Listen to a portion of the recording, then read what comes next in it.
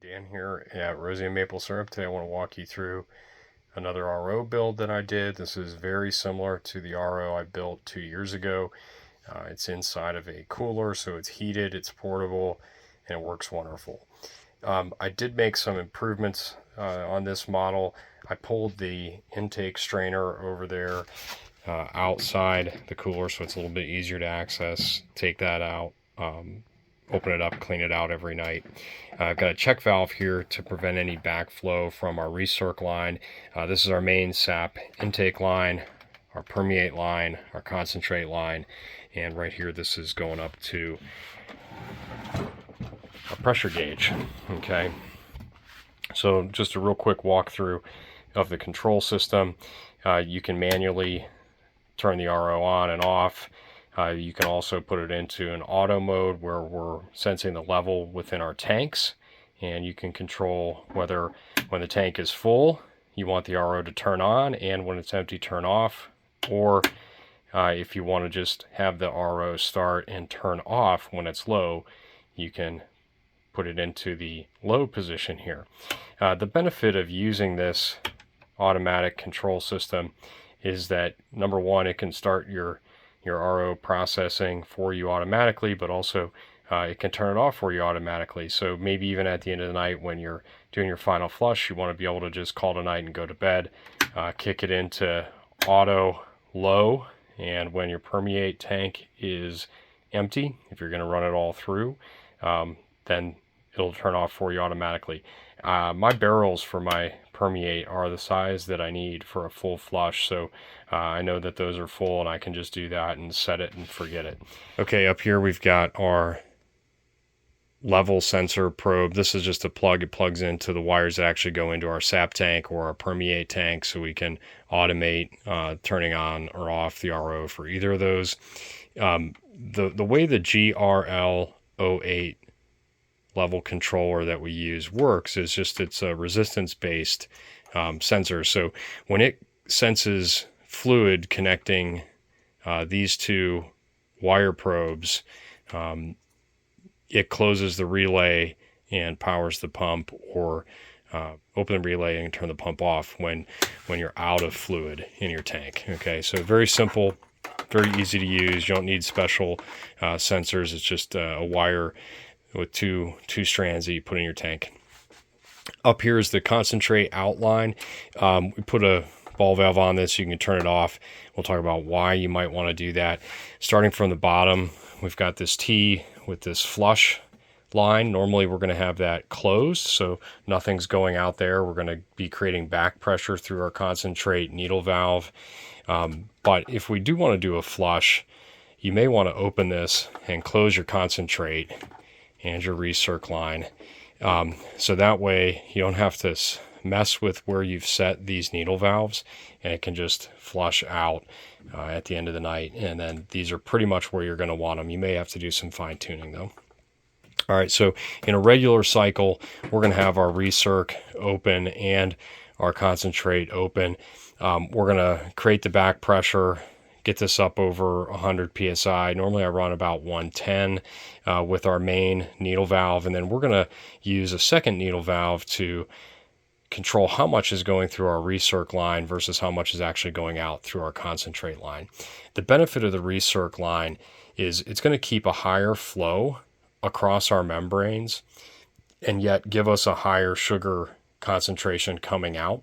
That's going to keep our recovery rate low, which is better for membrane health, and it prevents early membrane fouling, which is a great option. So if you want to concentrate to a higher level and you want to be able to do that without having to crank your pressure way up and really squeeze your membranes and produce some additional fouling with low flow, then recirc is a great option. Again, you just want to tee it after your first needle valve. So this is back from low pressure now, back through to your intake where your raw sap can meet the extra concentrated sap and it can flow back through.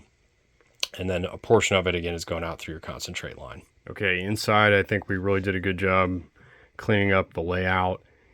We've got all 5 membranes in series right there. So the sap comes in, goes through this pump down here, goes through this sediment filter, and then off through the membranes. This T is for our pressure gauge.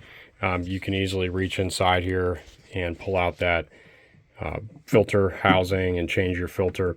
Up here is our temperature controller. Okay, so this makes sure inside the cooler our RO membranes don't freeze. It's a 12 volt controller that we're stepping down from 24 volts to 12 to run this from our pump power supply. And this drives a 110 volt, 100 watt silicone strip heater. We've got that silicone strip heater mounted to 2 aluminum heat sinks to be able to hold the heat a little bit longer and dissipate it into the cooler and reduce the surface temperature of the strip heater itself. That allows us to maintain a very constant temperature in here, just slightly above freezing, so that we don't damage our membranes. That way we can leave this entire unit in our sugar house or outside, wherever it might be, without having to bring it in and out and not worry about it freezing and ruining our membranes. Just show you how easy it is to take off that filter housing. Just reach down there and thread it all. And you got it out. Okay, so same thing. Slide it back in. Thread it back on. Okay, we're going to turn on the power. Our power supply has a fan cooling system.